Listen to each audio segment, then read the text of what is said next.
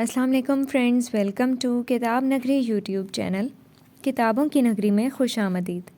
میں ہوں آپ کی ہوسٹ اقرا یاسین، اور آج میں آپ کے لیے لے کر آئی ہوں موسٹ اویٹڈ ناول زمزمہ، جو کہ تحریر ہے فریحہ مرزا کی، قسط نمبر 21 کو لے کر۔ لیکن اس قسط سے پہلے جلدی سے کرنا ہوگا آپ کو چینل کو سبسکرائب، ویڈیو کو لائک اور کلک کرنا ہوگا بیل آئیکن کو۔ اب دیر کیے بنا چلتے ہیں قسط کی جانب۔ شامیر نے فائل پر نظریں مرکوز کی ہوئی تھیں۔ اس کے سامنے لیپ ٹاپ کھلا ہوا تھا۔ اسٹڈی میں بیٹھ کر وہ اس وقت آفس کا کام کر رہا تھا، مگر ذہن بار بار بھٹک کر رمیسا کی طرف جا رہا تھا۔ پین دانتوں میں دبائے وہ بے حد الجھا ہوا دکھائی دے رہا تھا۔ فون کے رنگ ٹون پر اس کی سوچوں کا تسلسل ٹوٹا۔ جزین کی کال دیکھ کر ایک لمحے کے لیے اس کے چہرے پر مسکراہٹ ابھر کر معدوم ہوئی تھی۔ وہ جب سے یہاں سے گیا تھا، شامیر کی اس سے بہت کم بات ہوئی تھی۔ وہی نرم مسکراہٹ کے ساتھ شامیر نے فون یس کر کے کان سے لگایا۔ مجھے اگر پتہ ہوتا کہ آپ مجھے اتنی جلدی بھول جائیں گے تو میں کبھی آپ کی شادی نہ ہونے دیتا۔ بھول گئے نا اپنے اکلوتے لاڈلے بھائی کو؟ اس کی خفقی بھری آواز سن کر شامیر یکدم ہنس پڑا تھا۔ نہیں بھولا میں اپنے لاڈلے کو، کیسے بھول سکتا ہوں میں؟ شامیر نے جواباً محبت سے کہا۔ اس کے خفقی بھرے شکوے سننے کی اسے عادت تھی۔ شامیر جانتا تھا کہ وہ اسے تنگ کرتا ہے۔ اچھا پھر یہ بتائیں اتنے دن سے کدھر تھے؟ اور پاپا نے بھی فون کر کے مجھے نہیں ڈانٹا؟ سب خیریت ہے نا؟ وہ کچھ تشویش سے بولا۔ یہ زندگی میں پہلی بار ہوا تھا کہ شامیر اور حمیر قاضیان نے اسے اتنے دن تک فون نہیں کیا تھا، ورنہ ہر دوسرے دن اسے شامیر کی نصیحتیں اور حمیر قاضیان کی ڈانٹ ٹپٹ سننی پڑتی تھیں۔ سب خیریت ہے، تم سناؤ، پاپا کی ڈانٹ مس کر رہے ہو کیا؟ شامیر نے ہلکے پھلکے انداز میں بات کا رخ بدلا۔ اس نے رمیسا کے ہاسپٹل ایڈمٹ ہونے کا ذکر نہیں کیا تھا۔ وہ اسے پریشان نہیں کرنا چاہتا تھا۔ اب تو عادت ہو گئی ہے پاپا سے ڈانٹ کھانے کی۔ پاپا سے ڈانٹ کھائے بغیر اب نیند نہیں آتی۔ وہ کچھ بے چارگی سے بولا تھا۔ شامیر کو ہنسی آ گئی۔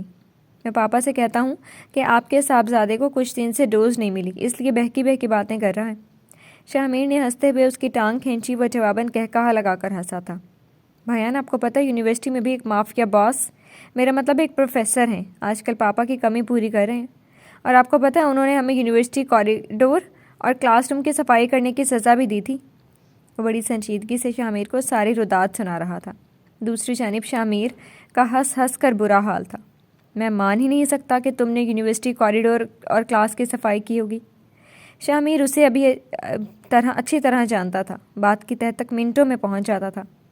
وہ ایک دم چپ ہوا، پھر اسی انداز میں ڈھٹائی سے بولا، میری حصے کی صفائی مس وائرس نے کر دی تھی۔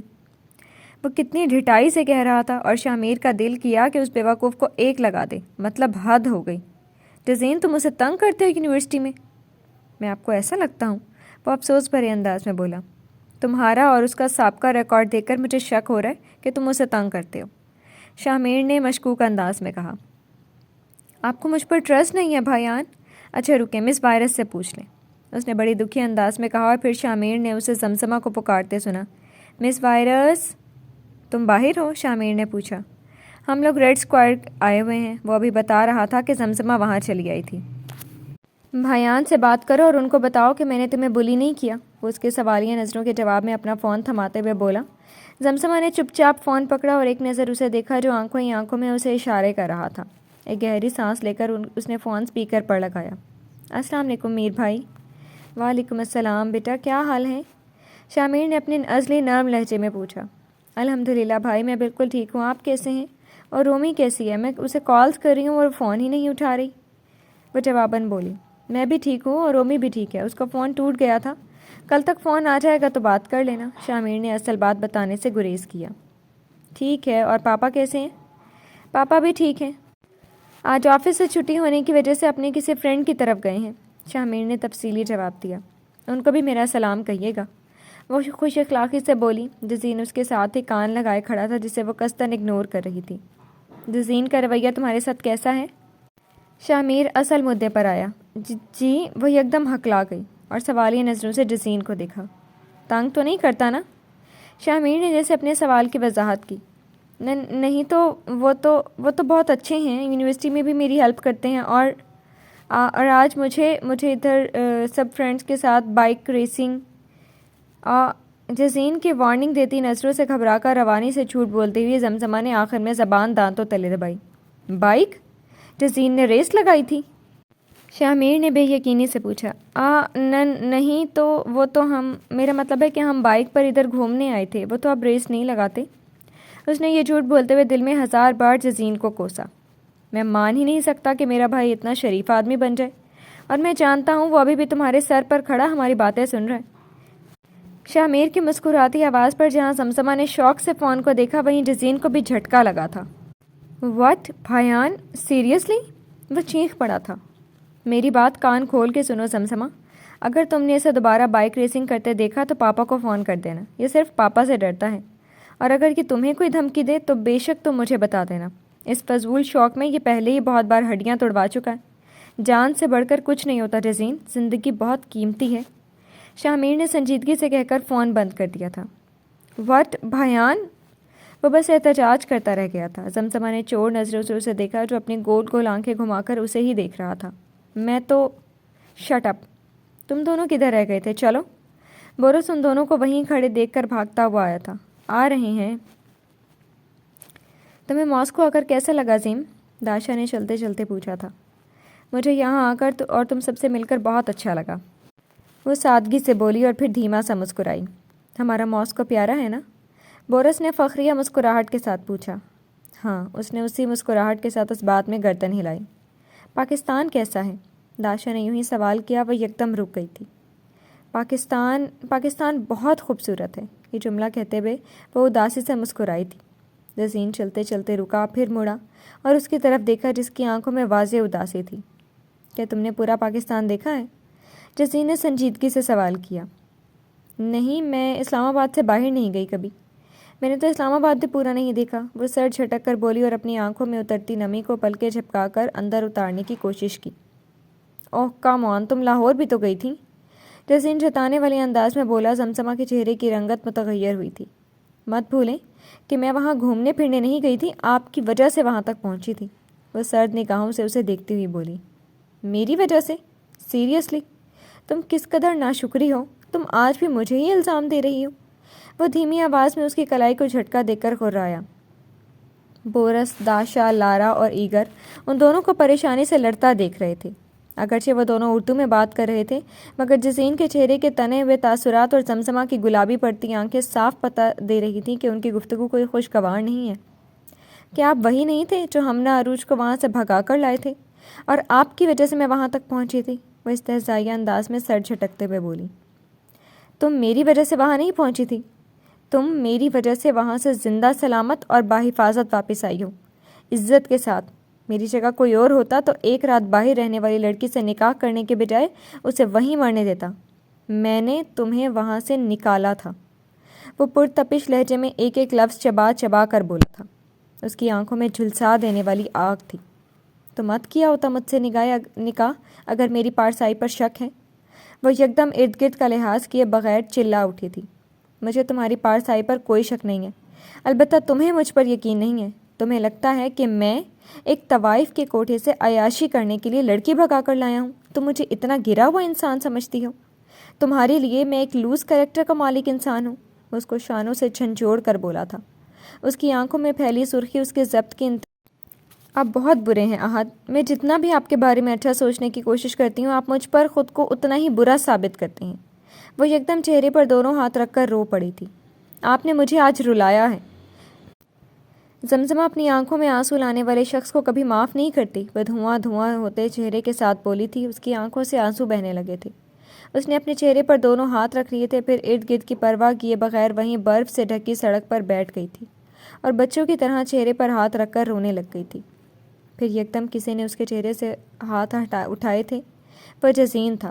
وہ نرمی سے اس کے چہرے سے ہاتھ ہٹا رہا تھا اور پریشانی سے اسے دیکھ رہا تھا۔ وہاں بیٹھے سب لوگوں میں سے وہ واحد تھا جس کے آسرے پر وہ یہاں آئی تھی۔ اس نے شکوہ کنہ نظروں سے اسے جزین کو دیکھا۔ دکھ، تکلیف، رنج، بے بسی اور شکایت، کیا نہیں تھا ان سنہری دھوپ جیسی آنکھوں میں؟ جزین کو لگا تھا اس کا دل ان آنکھوں میں ڈوب گیا ہے۔ اسے لگا تھا اب وہ کبھی ہل نہیں سکے گا۔ اسے لگا تھا وہ یہاں ہار گیا ہے۔ زمزمہ یکدم اس سے اپنے ہاتھ چھڑوا کر تیزی سے باہر بھاگی تھی۔ اس کے پیچھے ہی جزین بھی کھڑا ہوا تھا۔ سب لوگوں نے افسوس سے ان دونوں کو جاتے دیکھا تھا۔ زمزمہ کا فون نہیں آیا؟ فیصل صاحب نے ٹی وی پر چینل بدلتے ہوئے آئمہ سے پوچھا۔ وہ کچھ بجھی ہوئی دکھائی دے رہی تھی۔ نہیں، وہ اداسی سے بولی۔ چلو آ جائے گا۔ انہوں نے تسلی دی بھی ٹی وی کی طرف متوجہ ہو گئے تھے۔ آئمہ نے ایک گہری سانس لی تھی۔ انہیں یکدم اس کی یاد آئی تھی۔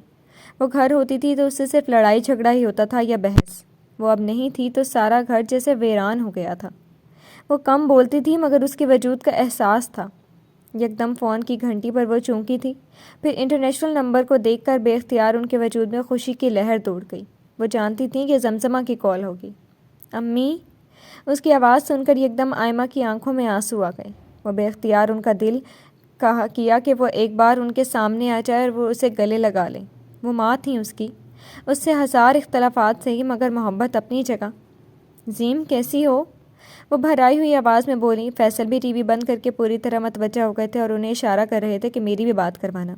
میں ٹھیک ہوں امی، بمشکل آنسو روک کر وہ بھیگی آواز میں کہہ رہی تھی۔ سڑک پر بھاگتے ہوئے اسے اس وقت صرف گھر فون کرنے کا خیال آیا تھا۔ تم رو رہی ہو؟ آئمہ نے اس کی آواز میں نمی محسوس کر لی تھی۔ نہیں، بس ایسے ہی، فلو ہوا ہے نا تو آواز بھاری لگ رہی ہے۔ اس نے جھوٹ بولا۔ اپنے آنسو وہ جس طرح قابو کر رہی تھی یہ وہی جانتی تھی۔ اس کا دل چاہ رہا تھا وہ پھوٹ پھوٹ کر رونا شروع کر دے۔ غیروں کی اس زمین پر اپنا مذاق بننا ماں کے ساتھ ہونے والے جھگڑوں کے برابر میں بہت بڑی بات تھی۔ اپنا خیال کیوں نہیں رکھتی تم؟ آئمہ کو اس کی فکر ہوئی تھی۔ میں رکھتی ہوں نا، اور آپ کیسی ہیں؟ اس نے ان کی توجہ خود سے ہٹانے کی کوشش کی۔ آئمہ نے فون سپیکر پر لگا دیا تھا۔ میں بھی ٹھیک ہوں، ان کی آواز میں اداسی تھی۔ اور ابا کیسے ہیں؟ صلہ، حمزہ؟ وہ سب کا پوچھتی چلی گئی تھی۔ وہ اس وقت خود کو بھول جانا چاہتی تھی۔ میں بالکل ٹھیک ہوں میرے بچے، بس تمہیں یاد کر رہے تھے ابھی، اور تمہارا فون آ گیا۔ ابا کی پرشفقت آواز سن کر اس کا دل بھر آیا تھا۔ میں بھی آپ سب کو بہت یاد کر رہی تھی۔ اس نے مسکرانے کی کوشش کی۔ اسے لگا یہ بہت مشکل ہے۔ اسے بہت دشواری ہوئی تھی مسکرانے میں۔ صلہ اور حمزہ سو رہے ہیں، آئمہ نے بتایا۔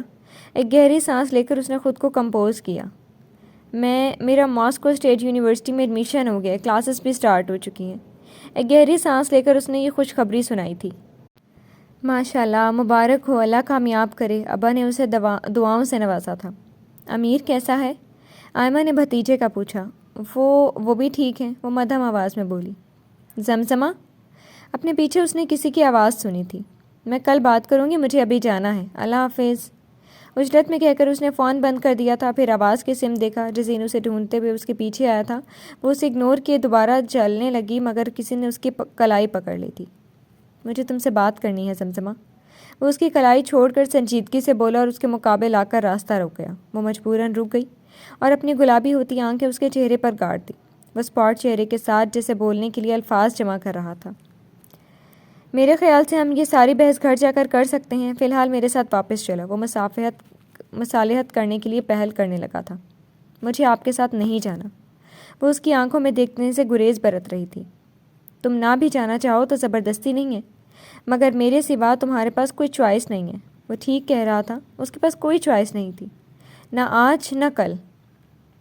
اماں، ابا، آپ نے میرے ساتھ اچھا نہیں کیا۔ اسے ایک بار پھر اپنے ماں باپ سے بھی شکایت ہوئی تھی جنہوں نے اس کے لیے کوئی چوائس نہیں چھوڑی تھی۔ اس اجنبی ملک میں وہ اس شخص کے سوا کسی کو نہیں جانتی تھی۔ جاتی تو کدھر جاتی؟ آج کے بعد بھول جاؤ کہ میرا تم سے کیا رشتہ ہے۔ جیسے ہی تمہاری ڈگری مکمل ہوگی میں تمہیں ڈیورس دے دوں گا۔ تم پاکستان چلی جاؤ گی اور تمہیں دوبارہ مجھ جیسے انسان کی شکل بھی نہیں دیکھنی پڑے گی۔ تم اپنے راستے، میں اپنے راستے۔ وہ اسپاٹ لہجے میں بولتا اس کی روح تک کو ہلا گیا تھا۔ وہ بس پتھرائی ہوئی آنکھوں سے اسے دیکھ رہی تھی۔ کیا رشتے اتنے بے مول ہوتے ہیں کہ جب جی چاہا باندھ لیا اور جب جی چاہا توڑ دیا؟ ماں باپ نے اپنی مرضی سے کسی کے ساتھ بھی باندھ دیا، اور جس کے ساتھ باندھا ہے وہ مجھے 2 منٹ بھی برداشت نہیں کر سکتا۔ میں اس سب میں کدھر ہوں؟ اس نے بے اختیار اس شخص کو دیکھتے ہوئے سوچا تھا، کیا ان لوگوں کو احساس نہیں ہوتا کہ میں بھی انسان ہوں؟ وہ بے اختیار اپنے چہرے سے آنسو صاف کرنے لگی تھی۔ تمہارا اور میرا رشتہ صرف کاغذ کا رشتہ ہے، وہ کتنی شفافیت سے کہہ رہا تھا۔ چھن سے کچھ ٹوٹا تھا زمزمہ کے دل میں۔ وہ بس ساکت ہوتی نظروں سے اسے دیکھ رہی تھی۔ ڈائری۔ تمہیں پتہ ہے میں ہر روز خود کو سمیٹتی ہوں، مضبوط بن کر باہر نکلتی ہوں، لیکن پتہ ہے کیا ہوتا ہے؟ میں توڑ دی جاتی ہوں، ہر روز نئے سرے سے۔ میں پھر خود کو مضبوط بناتی ہوں، مسکرانے کی کوشش کرتی ہوں، لیکن یہ جو لوگ ہیں نا، یہ 1 سیکنڈ لگاتے ہیں میری مسکراہٹ چھیننے میں اور میں دوبارہ سے بکھر جاتی ہوں۔ کاش دل ٹوٹنے کی بھی آواز ہوتی، اور اگر کوئی آواز سن لیتا تو شاید کچھ اور سننے کے قابل نہ رہتا۔ کانچ سے بنا نازک سا دل جب ٹوٹ کر سینکڑوں ٹکڑوں میں بکھرتا ہے تو آواز نہیں آتی، مگر درد بہت ہوتا ہے۔ کاش کوئی تو دیکھے کہ جب دل ٹوٹتا ہے تو انسان کے وجود میں آگ اور خون کا دریا بہہ رہا ہوتا ہے، لیکن نہیں، کوئی نہیں دیکھتا۔ اللہ، اتنا درد دے کر کوئی کیسے خوش رہ سکتا ہے؟ کیا اس شخص کو نظر نہیں آتا کہ اس کے الفاظ میرے وجود کے پر خدشے اڑا دیتے ہیں؟ کتنی آسانی سے وہ آپ کے بنائے ہوئے اس مقدس رشتے کو توڑنے کی بات کہہ گیا ہے۔ وہ لکھتے لکھتے ایک بار پھر رو پڑی تھی۔ آنکھوں سے نکلتے اشک ڈائری کے صفحے پر جذب ہونے لگے تھے۔ امیر احد غازیان، تمہیں میرے ہر آنسو کا حساب دینا ہوگا۔ جی فرینڈز، کیسی لگی آپ کو آج کی قسط؟ امید ہے آپ کو پسند آئی ہوگی۔ کمنٹ سیکشن میں اپنی رائے کا اظہار ضرور کریں۔ کیا ہوگا احد اور زمزمہ کے رشتے کا انجام؟ یہ جاننے کے لیے انتظار کیجیے اگلی قسط کا۔ تب تک کے لیے شکریہ۔ اللہ حافظ۔